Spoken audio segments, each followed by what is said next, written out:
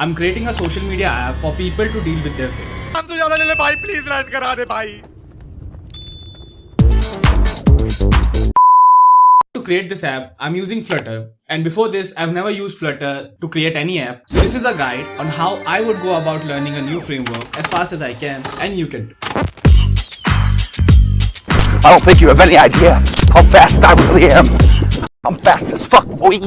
The first thing that you do is to get to know the framework better. It's just like going on a first date. Find any tutorial on YouTube about your particular framework and watch it through the initial parts of it. This will give you a brief idea of what the framework actually is, why is there a need of a separate framework like that, how is that framework different from other frameworks out there, what is the programming language used, what is its file structure, what are some conventional basic stuff you need to keep in mind while creating something out of that framework. This would make it easier for you to start creating something using that framework, and also makes it easier to ask out for help when you get stuck or when you find an error. For Flutter, I followed the NetNinja's tutorial, watching the initial videos in 2x speed. Next step would be to keep the tutorials aside and try to jump into the actual building part by just testing the waters. Now for this step, whatever final version of project that you want to create, boil it down to a fun-sized, short and simple MVP. For example, in my case, I'm creating a social media app. So a fun-sized version would be an app that has a login screen in which if I put the correct credentials, I would be entered to a new page which has a button, and using that button I can post my media and then I can see the posted media. If you don't have any final project in mind, then keep the fun versions to be simple projects like to-do list or calculator or similar stuff. Our job would be to create this fun-sized MVP in the framework without following a tutorial. The main significance of this step is to get you out of tutorial hell, because a lot of people, when they want to learn something new, they just keep watching tutorial, following along the tutorials, and then when they have to actually code something for their own, they're not able to do it. They just keep relying on the tutorial for their work. But development, according to me, is like sex. It is better when you do it rather than when you're seeing it. Now to go about this, you can use the separate tab approach. This is kind of a code first and learn later approach in which you create two different windows.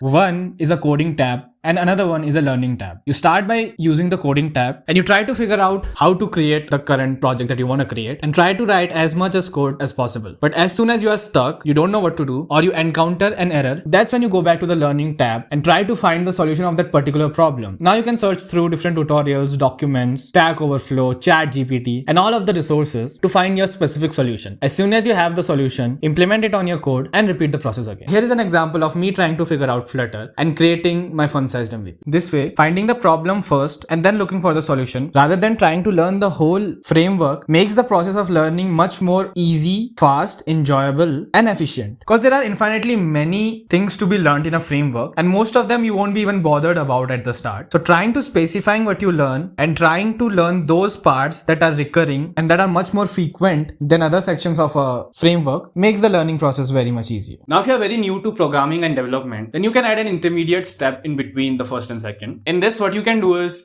take up any smaller project tutorial video from YouTube, basically a to-do list or calculator app, and just follow along the tutorial and create that app. What this will do is, first of all, you'll have lesser amount of errors in your code. So it would be a smoother process for you to get along that framework. Second, this will make you a bit comfortable with working with frameworks and working with your particular framework. And when you're working on your own project, it gives you a thought process on how to go about stuff. The next step would be to compare your code. The significance of the previous step is just to make you learn how to complete a project in your particular framework. But a project done does not mean project done well. Your code might not be as efficient as it should be. It might be a spaghetti code. You might have used the wrong libraries, or you might have used the wrong approach while creating something. And that's fine because it's your first time creating any project using that framework. But now what we can do to improve is find a similar project that has the similar features as the app you're creating and try to compare your code with other developers' code, maybe from GitHub or from YouTube or from a friend or from a senior, and try to look at the different perspectives of solving a similar problem. Or a better way to do is to learn in a group. Create the same project and compare each other's codes to find out what you could have improved in your code. Now, one day of comparison of your code with others won't make you write better code. It's an ongoing process. Writing good and correct code only comes with experience and time.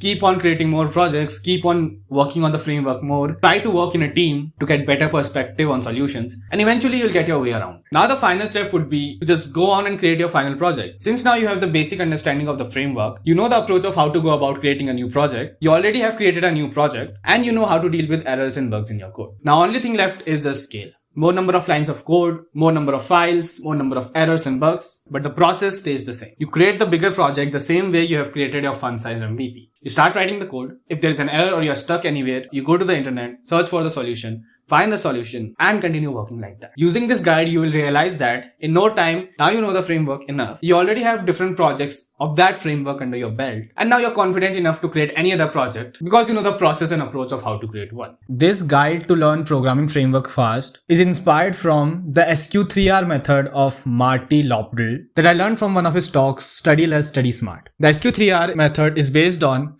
survey, questions, read, recite, and review. Surveying is what we are doing in point 1, going through the basics of your particular framework and trying to get a hang of it. Second comes the question, read, and recite part, which we are covering when we are creating the fun size MVP, where we are getting the questions first, then we are reading the documents or the tutorials for the solution, and then we are picking up our solution and adding it up to our code and repeating the process. The review parts comes under step 3, in which we are reviewing what we have done and how we could have done it better. If you want to watch the whole 1 hour talk, I will put a link in the description. And using this guide, I'll be creating my social media app for people to deal with their fears. If you want to pre-register for the app, the link would be in the description. But I'll talk about that app in the next video and I'll see you there. Till then, keep creating. Goodbye.